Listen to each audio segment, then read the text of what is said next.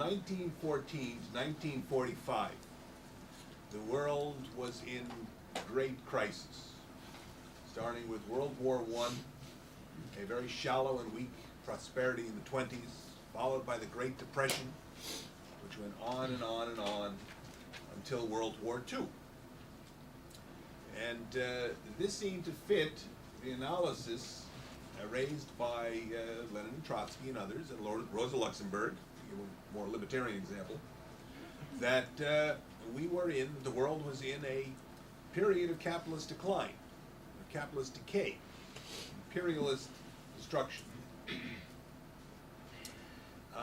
went on, and the capitalists couldn't really get out of it. And then after World War II, it was, the question was, would we return to the bad times of the Depression? Most economists said yes, we would. We'll go back and do the history. Overwhelmingly, all of the liberal economists and the conservative economists and the Marxist economists all agreed that maybe after a brief prosperity, very brief and weak boom, that we return to the Depression. And yet, it didn't happen. Instead came the post-war boom, which lasted from the end of World War II, say about 46, till about 1970, or 75, depending how you want to look at it. One of the lengthiest, perhaps the lengthiest period of prosperity in the history of world capitalism, which of course led many to say, well, this proves capitalism is stable, capitalism can be prosperous, we have solved the problem.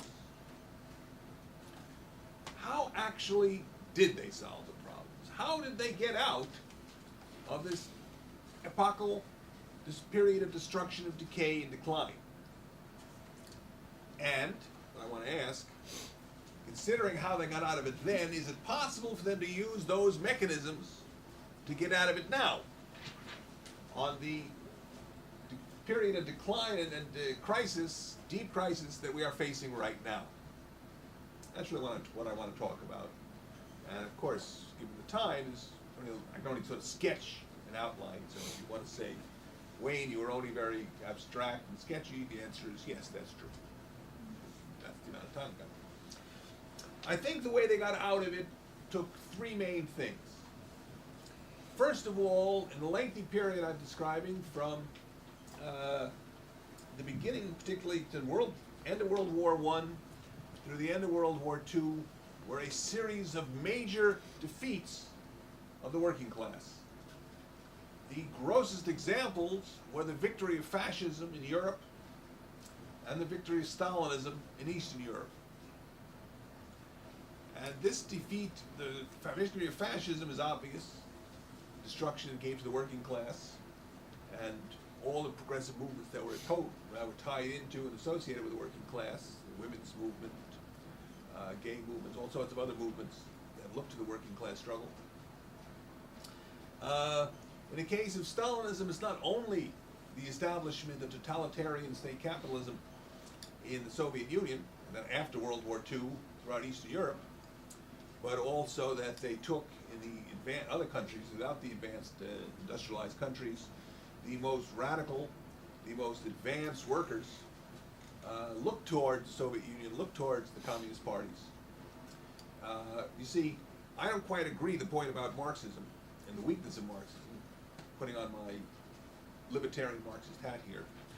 I don't think you'd find in Marx a prediction that there will automatically be a revolution, automatically be an end to capitalism. In any case, whether or not it's in Marx, I don't believe it. If there isn't going to be a revolution or a change without changes in the consciousness of ordinary people, and the consciousness also of the capitalists. Unlike the bourgeois revolution, all that was necessary for capitalism was to overthrow the feudal system and get rid of all the barriers so they could establish the market. And once the market got going, it went going automatically.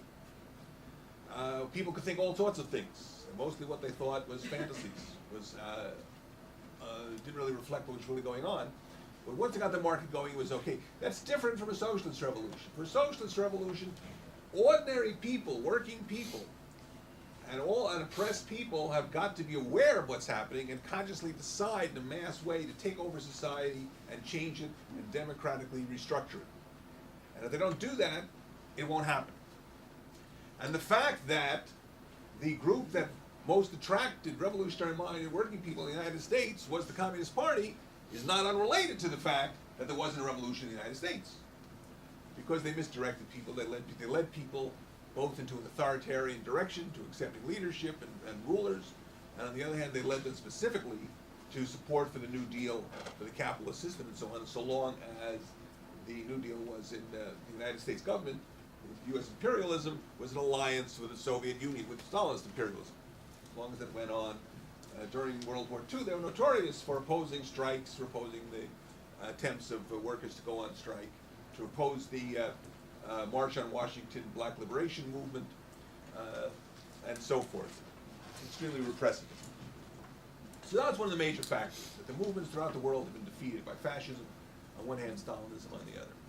A second major factor, and connected with that, of course, is the war itself. Now, the point of depressions in the capitalist system is that it sort of, historically, it clears things up.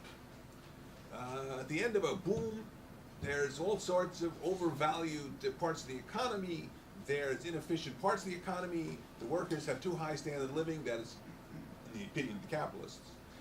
So it's hard to make profits, stuff like that. And then comes a decline, a recession, a depression, and it wipes out all the backward parts of the economy, all the old-fashioned poor producers, small business people.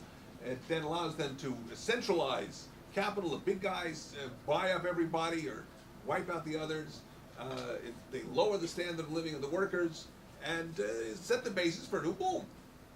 Now, this could happen in the Depression for the same thing we're seeing right now, that certain parts of the economy are just too darn big. There is no room for them to collapse.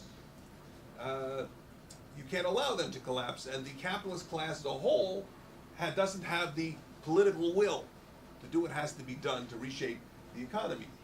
We see that here right now. You read Paul Krugman's columns, for example, in the Times. It's obvious. He says, why don't they temporarily nationalize the banks? Why is it that the Obama administration doesn't give enough, gives only half or less of the amount of money it needs for a stimulus? Why don't they do this, that, or the other thing?